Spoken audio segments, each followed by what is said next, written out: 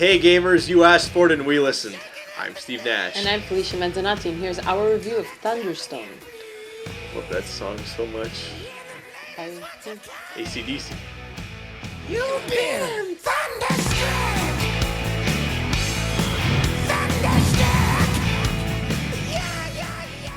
Thunderstone is a card game where players recruit heroes, equip them with items, and venture into a dark dungeon to defeat random monsters. If you've played Dominion, or if you've seen our review, it's almost the same concept. In the box you'll get over 500 cards and some Thunderstone cards which are a little bigger to be used as dividers. To set up the game, you'll need to draw cards at random from the cards with the word random on them. You'll have to pick out 4 hero cards from the hero cards, 3 monster cards from the monster cards, and 8 village cards like items, weapons, people, and spells. Once you have the 15 random cards, take the corresponding cards and form the playing area. The dungeon cards, which are all the monsters shuffled together, plus a game over card towards the bottom of the deck, go in the top row and 3 of them are flipped. In the second row, you will place the hero cards.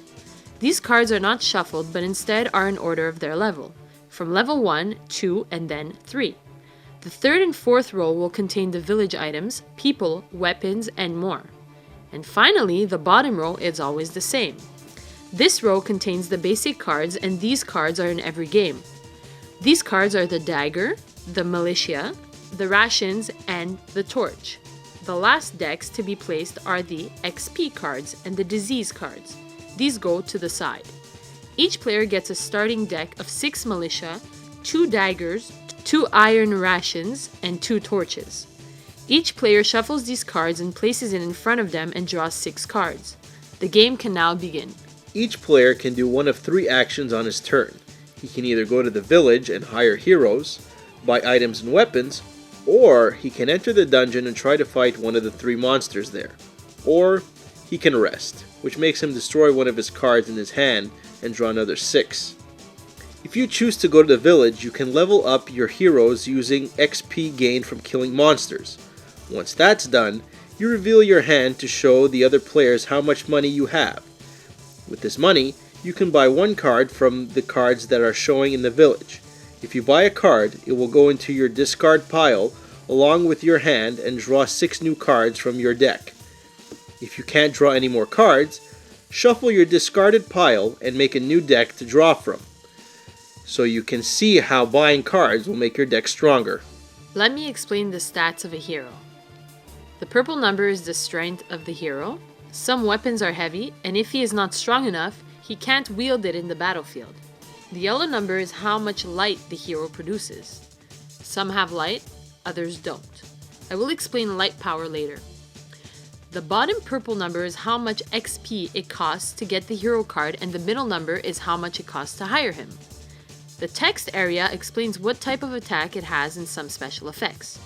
The item cards have similar stats. They can also produce light and add bonuses to your fight. The number inside the stone tablet is the weight of the weapon. To use the flaming sword, you need a hero of strength 5 or more.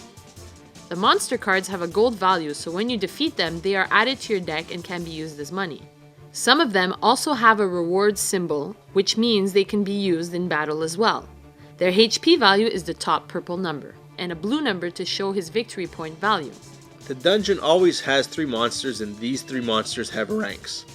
The one closest to the dungeon deck has a rank of 3, the one in the middle has a rank of 2, and on the furthest has the rank of 1. Each rank is called a darkness point and gives the attacker a -2 penalty for each rank. So if you attack the rank 2 monster in the middle of the dungeon, you'll get a -4 penalty. This is where light comes in.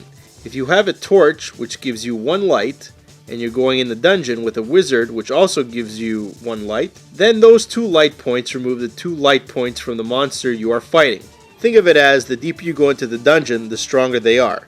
When you enter the dungeon, you reveal your whole hand and assign weapons to heroes and spells to casters and form a party with those 6 cards. Once that is done, you decide which monster to attack, calculate the light points, and resolve the attack. If you have more attack than the monster's HP, you win. If not, you are defeated, and that monster goes to the bottom of the deck. Whenever a monster leaves the dungeon, it is replaced. That's basically the game. Players form a good enough deck and then venture in the dungeon to defeat monsters and get victory points. Once the game over card is collected, players count how many victory points they have in their deck. The highest one wins the game. There are some other things I don't like about the game.